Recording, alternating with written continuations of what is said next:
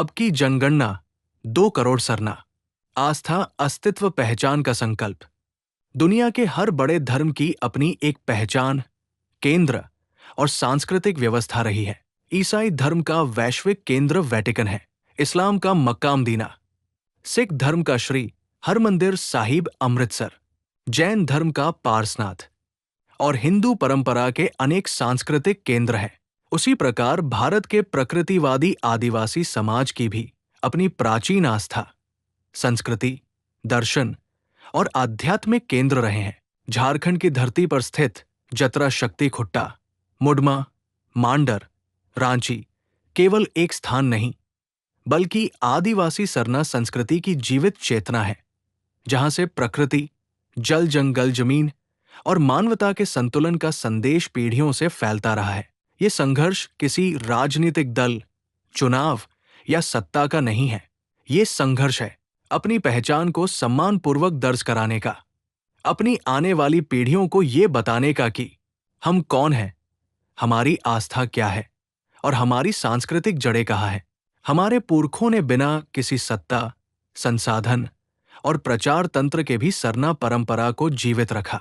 विक्रम कुजूर, सीताराम कुजूर, रामकिशोर कुजूर, कार्तिक उरांव जैसे अनेक सामाजिक जागरणकर्ताओं ने गांव-गांव जाकर समाज को संगठित किया। आज वही चेतना देश के अलग अलग राज्यों में फिर से जाग रही है।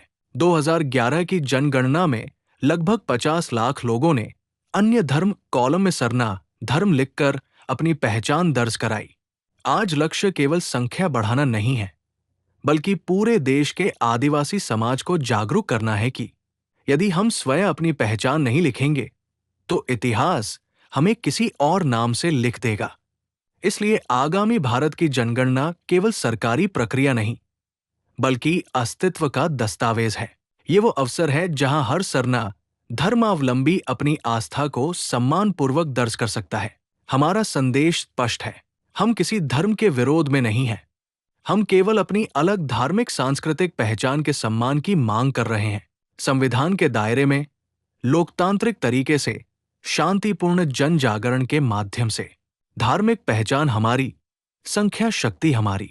अब की जनगणना 2 करोड़ सरना।